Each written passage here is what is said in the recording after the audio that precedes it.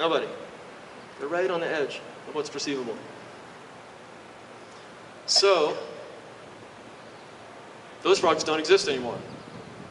They had no constituency because nobody was sensitive enough to perceive that they were there. And I kind of think those things are related.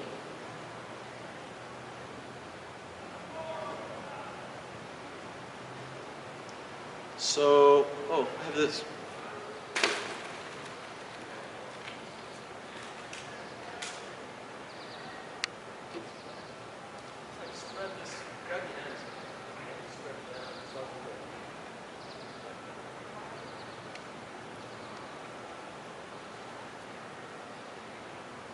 Oh, we're going to do one thing before I talk more. So one of the things I want to share with you is a song. My question to you is, how do you design a culture? Here now. So I want to go like this. Thank you. How do you design a culture that helps people care about things like trees and frogs? And then I said rip off football. Actually, you can rip off entertainment and media too. They're really good at it. So one of the things we're going to do is I'm going to teach you a really simple tree song taught to me by Paul Raphael in Odawa from Upper Peninsula, Michigan. And it's going to be call and response. So I'll just sing like one line, and then you sing it back to me. And like I'll post the sound file somewhere online, and if you want to learn it, you can learn it. So maybe next year, everybody's like, when you go visit the tree, you have a tree song. And when you bring your kids here in 10 or 20 years, you'll have a tree song. And that'll be a good thing. So it goes like this. It's kind of in a weird range too. By this tree I sit, quite a bit. Why it makes me happy, I don't know. Long ago, someone saved this tree for me. Thank you. That's it. When I post the file, I also know it in Paul's native language too, so I'll put that up there. You guys can maybe practice it and sing it. Or maybe not. It's awkward. I know. But it's really sweet too. Alright, so I'm saying I want you guys to be cultural designers because you're already going to be cultural designers. If you had me somewhere in freshman honor seminar, I probably started saying weird stuff about you being cultural designers in your third week of school. And you're like, what? You guys are leaders. You have responsibility. You have privilege. You're amongst the most privileged people on the planet if you're sitting here. Hey, Jake.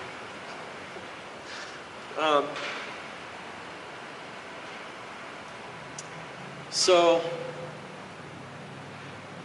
does it matter? Oh yeah, I'm saying you need to learn these skills of cultural design and then apply them to take care of stuff that needs a constituency. But now I'm going to throw it out to you. Maybe you don't. Who cares? There's more trees, right? There's more frogs. So tell me why nature matters. This, again, open question. I don't have an answer for this. I got, some thoughts. There's grass. Plenty of nature. See, want fish? I go to Red Lobster. So tell me, make the case here. Aliens come down in this like monster ship and they're like, we're just going to feed you this nutrient goo stuff and put you in these apartments. You'll be fine. You don't have to worry about any of that nature crap. Anyone? Any spirited defenses of nature out there? What does it do? Why do we have it? Who cares? Yeah. Yeah, okay, it helps you relax, helps you reconnect to yourself. And those are actually two really important items. And the research on like relaxation and sort of therapeutic qualities of nature is just pouring in. That it's the best therapy for kids with ADD, and it does all kinds of stuff for relieving stress and anxiety. And that second one is, I'm just going to call that out, it helps you know yourself. It mirrors back to you. It teaches you about yourself. Those little trees, those little flowers, those big trees, that tree, they will teach you about yourself. What else? Yeah? It places us, oh, she said it shows us there's something bigger than us. It places us in a sense of scale. You guys remember Kevin Finelli had that Pamplin project that he was trying to get rid of light pollution because you couldn't see the stars? And a bigwig, who shall not be named, came to visit, and Kevin told her about her project, and she was working in high up levels of government, and she said, "What's wrong with that?" And then, well, you talked to her some more, like, it's important to see the stars, and she went, "Oh, yeah, somebody put a light by my vacation house, and that did annoy me, so I kind of get it." But like, seeing the stars, what does that help you understand about yourself? Something really important. Okay, what else? Good, these are good. Yeah? Also inspires us. Inspires us. Yeah, just lights us up. If I ask people like where your most vivid memories are from, usually about 80% of the group is like, yeah, somewhere in nature. Just makes us feel really alive. What else? Yeah, that we're kind of small, gives a sense of scale or scope. What else?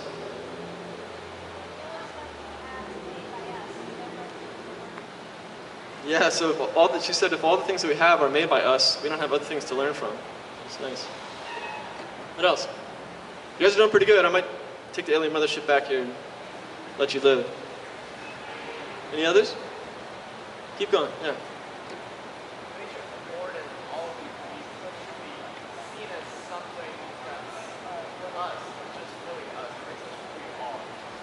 Nature's just us. That's a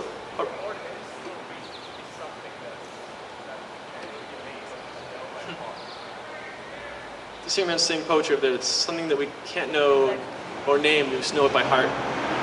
It's really nice. Yeah.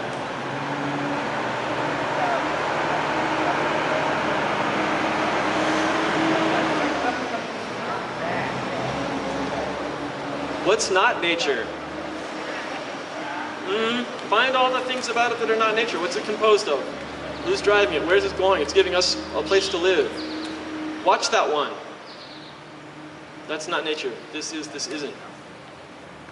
See if you can open your heart up enough to see that it's a big house, big tent, nature. What else? Yeah.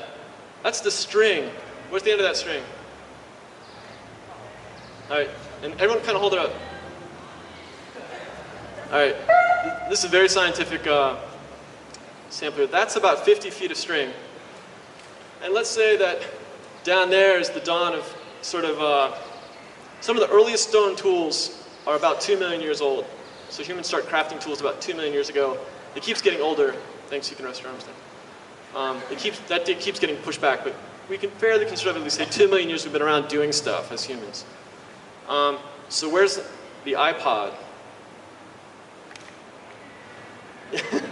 Yeah, we probably need like a microscope to see the iPod. And then, reading starts somewhere in there. Permanent human settlements happen like somewhere around the straw, maybe. That's super recent. That's about 10,000 years ago. Agriculture, roughly 10,000 years. Okay, so from these guys back to the dawn of time, that's sort of the human operating system version 1. Think about that. Your ancestors are still alive in you. It's called DNA. And it winds its way through history to today. It goes back a long way. And that's important to know. Okay, so tools of design. Design applied to preserve this thing we're calling nature, that we seem to have some agreement it has value. I'll throw out one sort of intellectual thing, is that some scientists are calling this the Anthropocene. So anthro is human. This is the time in human history designed, it's actually the same thing, right? Humans are now designing the world, the whole planet. We're in charge. At least in our role, we're in charge.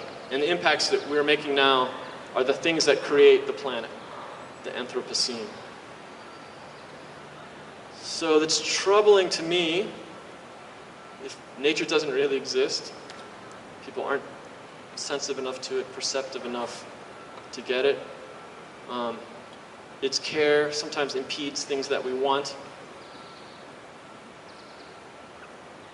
Put that out there. We're the designers now. Okay. Just a few more minutes. I'm giving you guys a to-do list. It would be awesome if somebody would figure out how to collaborate with the Save the Stadium Woods crew. They're raising money for a foundation to put Stadium Woods in a conservation easement so it's there forever. And that would be great. because then really you could come back, your grandchildren could come back. And also, the best idea we had, we were doing some public information stuff, and someone said, see if you can get the president of the university and the people that have a lot of power and money to pre-game in the woods. And do that for like a couple years. And then, whose trees would they be? Like in their kind of hearts and minds? They would really care for them. You're not cutting those trees down. We love them. That was a good idea. So I want you guys to go out there and connect to those trees. They're about 200 feet away. It's old growth forest. It's like there's not much of that around. There's a guy coming, an author, in a book, Hidden Forest, who's talking about some of these same things. And it's basically looking at a tiny patch of woods, right? Yeah. So just here, if you come out one day and just kind of lay on your side and stare into the grass for a long time, it'll be cool. Even here, it's a very kind of sterile environment. Good stuff is happening there. So think about Hidden Forest and connecting some of these ideas when he comes. And here's my main challenge to you. You need a secret spot. So you got to find a place on the landscape. It has to be close by, 5-minute walk max. It should be safe, so you can go there all hours of the day and night. So you feel safe and comfortable there. Oh, not comfortable, just safe. And actually, it should be safe, but you won't necessarily feel safe because, I'll explain. And you should lean up against a tree somewhere. And you should try to do that twice a day. It's at dawn and at sunset. But I know that's a lot to ask. So go out there once a day, or go out there once every other day. Go out there once a week. Over a long period of time, all seasons, all time of the day and night, because of the way the organism works, the best way to affect internal change is to change your information environment, to change how you perceive and what you get. So visiting your secret spot all the time will root you down next to that tree. Do you know that the root of the word human is humus? So it means we're literally from the soil. In Hebrew, Adama, Adam, means dirt. We come right out of the soil. So plant your butt in the soil next to a tree for a long time, like year after year. And that will cause really good things to happen in your life. It's so simple that most people won't do it. And also what happens there is you'll get super bored. Oh, you gotta turn your phone off, I'm sorry. You can bring it if that makes you feel safe. You can't have that thing distracting you all the time, it's killing us. So you gotta turn your phone off. You're gonna get really bored. In 7 minutes or 8 minutes or 12 minutes or 18 minutes, you're gonna like just wanna go screaming out of there. It's so freaking boring. And then the bugs come, and then the rain comes, and then the cold comes, and then the dark comes, and then your fear comes. It's a great idea, isn't it? Yeah, we're gonna do that. It's there for you. It's super simple. It's free. It's not mediated by anyone's ego. No one's trying to sell you something. It's you and a tree. That's my challenge. It'll be the best thing, one of the best things that ever happened to you in your life if you do that. It'll have to be culturally supported. What's going to start to happen? How could this happen? If you look around and the people that you admire and respect in this community, like, yeah, I just got back from my secret spot, and I saw a hawk kill a bird, which I've seen happen on this campus, and it's awesome. And you're walking down the hall and you're hearing these like hawk bird songs, and like the first cardinal comes back and it's singing, and you thought it was still winter, but actually it's spring. And you come in and you're like, you guys, it's spring. And everyone's like, no, it's winter. It'll be winter for another 6 weeks. And you're like, it's spring today. The cardinal came back. You're like, back up. I know, it's a problem. It's a really simple thing. We miss the proper object of our investigation, Wittgenstein says, because it's so close to us, it's invisible. Secret spot. Joseph Campbell said, if you want to change the culture, change the dream. Change what people dream about. When you go to your secret spot, that information will come to you. You start to dream differently. When you have children, guess what? They're going to get secret spots too. Their dream will change.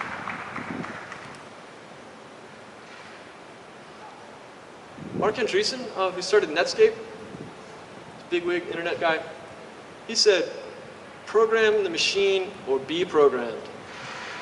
Sometimes they're really honest, it kind of comes out. And then they'll wish that somebody didn't have a tape recorder. Program or be programmed. I think there's an alternative. I think we can program ourselves. And the language to do that, a really good language, there are many, is nature and trees. So go to your secret spots. Thanks.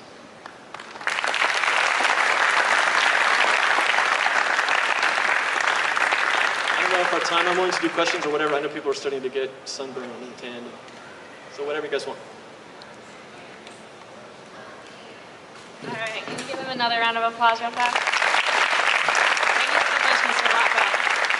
All right, so that is the beginning of the exchange. So in just a couple minutes, we're gonna head upstairs. You just go right up the stairs here. We're gonna have, there's 3 rooms that are having faculty speakers, the Great Room A, B, and the Junior Common Room. There are some student-led seminars going to be in Great Room C, and then on either lounge on the 3rd floor. I did want to mention again what Mr. Blackwell was saying about the YMCA. At 3 o'clock, we're actually going to have one of the groups from the YMCA, Blacksburg Dance, is going to come. We're going to be right back here, and we're going to do a performance. So I hope you all enjoy the exchange. There's flyers posted on each of the doors so you can see what the seminars are, and again, it's in your email, and I'm sure there's some up front still, but let's try and just look at them, you know, so we don't have to kill more trees. Okay, so everyone have fun. Let's go to some seminars.